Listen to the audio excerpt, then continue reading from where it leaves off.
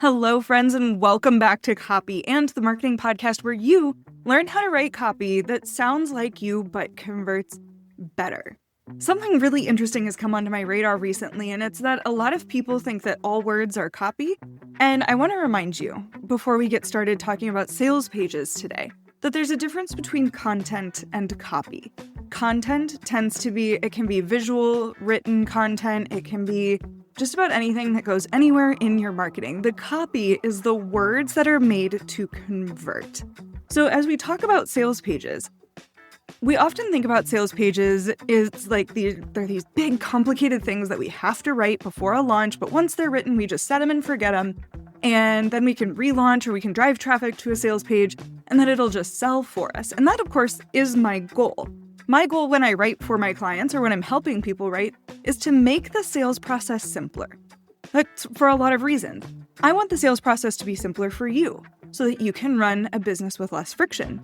I want your sales process to be easy for your buyer so that your buyer comes to your website and says, not only is this the person that I'm going to work with, but that you can start signaling early that you are an easy person to work with, that you are a clear person to work with. That's what I want you to get from your sales pages. I think what's happened in the last few years is that we've complicated what goes on a sales page.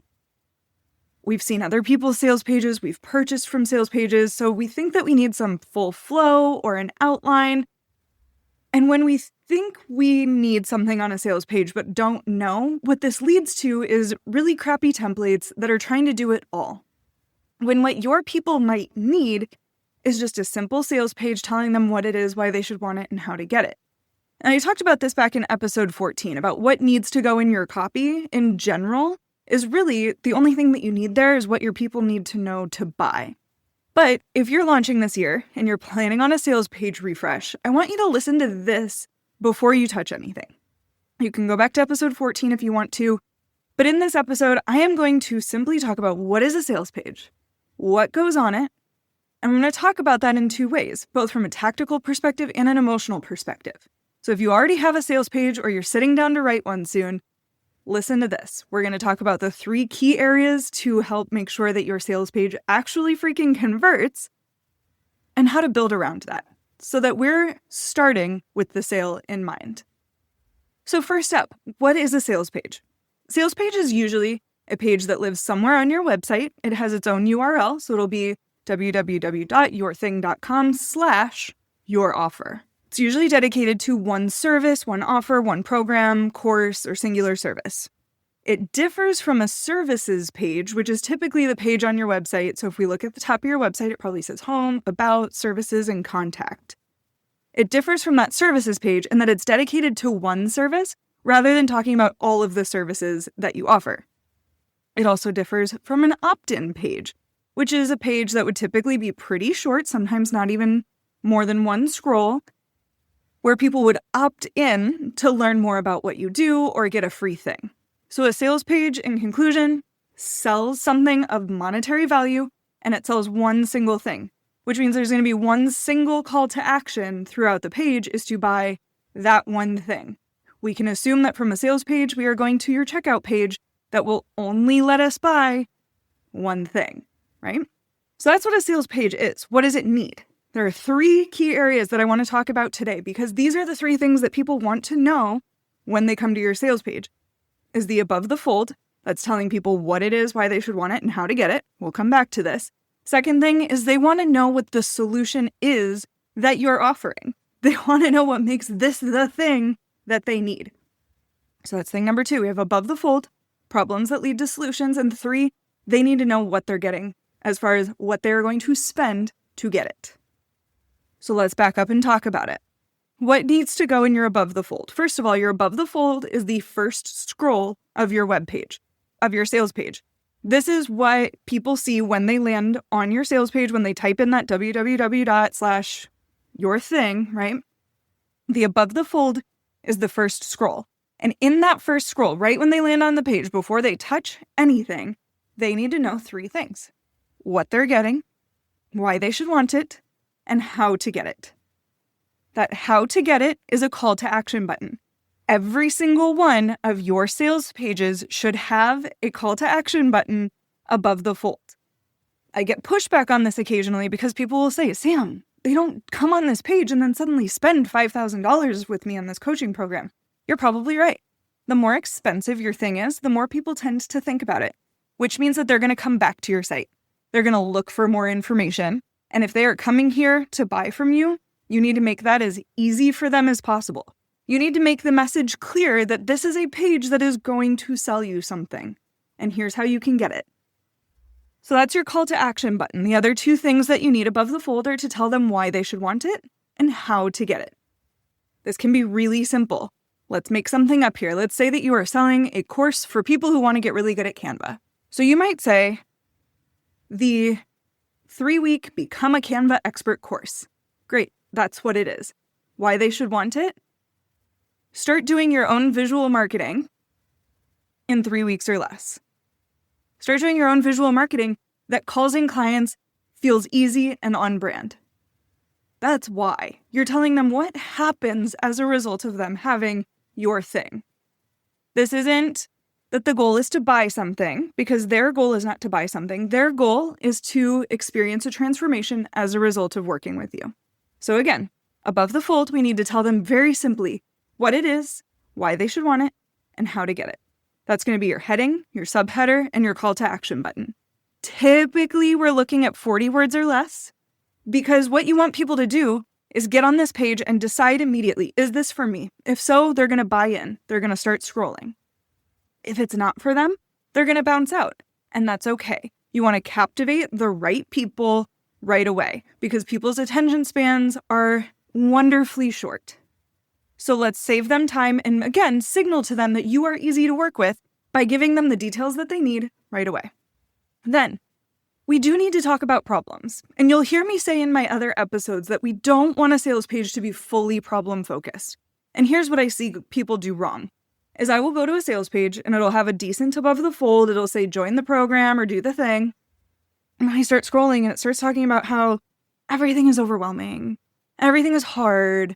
And you can't do this, and your marketing feels bottlenecked, and your business is slow, and you can't get up off the ground.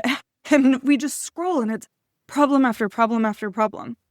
And it's good to know your people's problems. In fact, you should have problem sections and problem agitation sections on the website, on your sales pages. But notice I said your problem agitation section. It's not simply telling them, I know that you have a problem. I know that you suck at Canva. I know that you feel tired. I know that business feels overwhelming. I know that you have a million tasks on your plate. That's the basics. But what we want to do is have these problems lead to solutions. So if you're looking at your sales page and thinking, oh my gosh, I have multiple scrolls of just problems and problems and problems, what you're doing is you're signaling to people that you're aligned with their problem.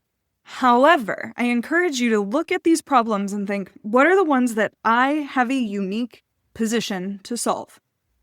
So rather than saying these sweeping statements like, you're an overwhelmed mompreneur who needs a break, say something more specific. Tell a story here.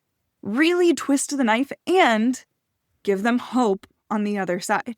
So instead of saying something like what I just said, you're an overwhelmed mompreneur who needs a break, you could say, you find yourself writing down the same goal weight on your dream board every year, yet somehow the second week of January, field trips and business travel and life starts lifing, and you've missed your first trip to Costco.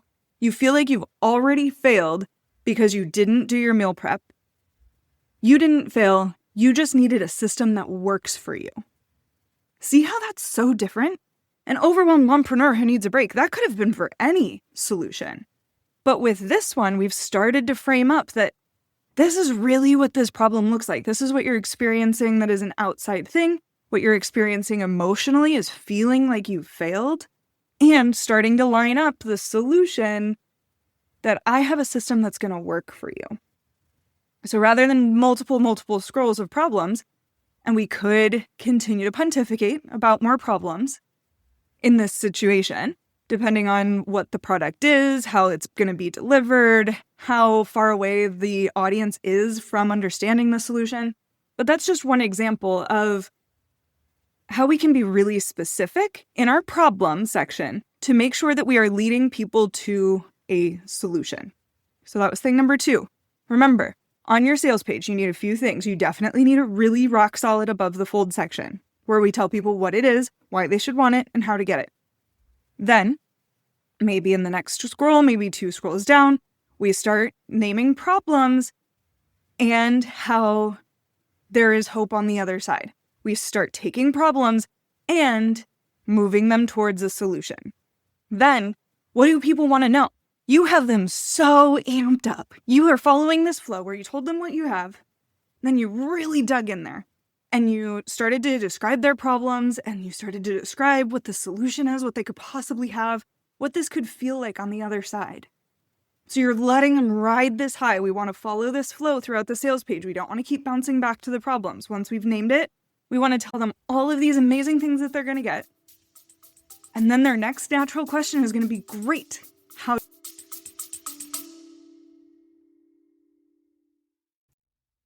If you're listening to this, it's because you probably have a sales page and you probably want it to convert better. I'm doing a sales page refresh workshop for 60 minutes on January 5th, and I would love for you to come. It's free, and we're going to go through and workshop the 3 key areas of your sales page that you need to optimize for sales in 2026. You can join me at nomadcopyagency.com/masterclass, and of course, the link will be in the show notes. Do I get it? How much is this going to cost me? And that's where we get to the investment section. And I posted the other day on Threads that we need to have the investment section on our sales pages as service providers. And y'all, people tore me apart. People said, no, absolutely not. I want more people to get on my calendar, et cetera, et cetera. That's fine. If you've listened to my last episode, which was about should service providers put their pricing on their sales pages, you'll understand that it's not just me. Business coaches and business strategists agree that your pricing should be on your sales page. Now, I'm going to have a separate episode about how to put it on your sales page in a way that, if you're not cookie cutter, which most of us aren't, how to put your pricing on your website in a way that still encourages people to get on a call with you. Because here's what happens if you don't put your pricing on your sales page is one of 2 things. It signals to them that you're not easy to work with, and they're not going to inquire at all, or you're going to get a bunch of inquiries, and people are going to get on those calls just wanting to know the freaking number. So they're not going to hear all of the other things that you have to say. And again, I want you to be closing on your calls, if that's the way that you sell, at a really high rate. I don't want you to be wasting your money. Now, granted, there's scoping calls, etc. There's ways that we can frame up what that sales call really looks like, but you still need to have a baseline on your website to make it easier for you and easier for them so that you're running a more frictionless business. So, what needs to go on the investment section? I'm going to make this the next episode, so make sure you tune in next week. But what typically needs to go on the investment is give them a baseline of how much it's going to cost, and then frame up the value. That's the biggest thing here, is that we want to frame up the value of working with you. Because we've probably all seen that it's not a meme, it's like an image, or maybe it's a screenshot of a LinkedIn post, I don't know. But it says if you go to Costco, you can get a case of 24 waters for $6. If you go to the vending machine at your job, you might be able to get a water for $1.50. If you go to the zoo in the heat of summer, or you go to Disneyland, you're going to pay $6 for that same bottle of water. So other people are selling things similar to what you do, and they might be charging more or less than you. The reason they can charge more or less is because they have framed up the value of what it is that you offer differently. That same bottle of water at Costco is going to be a fraction of the price of that same bottle of water at Disneyland. So you need an investment section, and you also need to lead with value. So that's why you go from the problem to the solution and telling them all of these incredible outcomes. That's going to be so valuable to them. And then you remind them that they could do it themselves, but they may fail. You could remind them of the time cost of not working with you. You could value stack and make sure that they know that everything that's included is actually worth way more than what they're going to pay. You remind them of the value of other things that you offer or alternate ways of working with you. And then you name the price and you give them the opportunity to buy. So yes, you need to have an investment section on your website. So remember, there are 3 things that you need: your above the fold section, your problems and solutions, and you need to have an investment section on your sales page. Emotionally then, what does a sales page need to do? So that's tactically what you need. What emotionally do we need on this sales page? It is your job as a service provider to connect with your audience, build trust, and create a flow for them. Your sales page is part of your sales process. It is supposed to tell them this is what's the next step, and this is what happens as a result of taking that step. You need to build trust, which means I would encourage you to get photos of yourself on your sales page. I want it to feel like you have lived my life. I want to see myself through you in this sales page. So your sales page should be personable. It should have, again, images of you. It should be written in your voice. It should be building trust because you are a part of your sales page. You want to connect, you want to build trust, and you want your sales page to flow in a way that helps them see the problem and ride the high all the way to the solution. So if I were sitting where you are and I was launching soon, here are 3 questions that I would ask myself if I were auditing my sales page. I would sit down and maybe with somebody who doesn't really know your business and look at the first scroll, that above the fold section, and ask myself, is it clear in the first 10 seconds of visiting the sales page what I do and why somebody should want it? I would then ask myself, does it speak super specifically into the soul of my ideal buyer? Do they feel like their problems are understood and that there is a reasonable solution? The only thing they have to do is click the button. That's the next step. Does it speak to their soul? Does it feel like you, a real freaking person, understand them well enough to provide them with a solution? And third, does it build a need throughout the page so that the investment section feels like an oh hell yes? Like a absolutely click here, take my money, maybe there's a payment plan on the other side, I just need to click this darn button to find out. Does your sales page build a need so that the investment feels like an oh hell yes?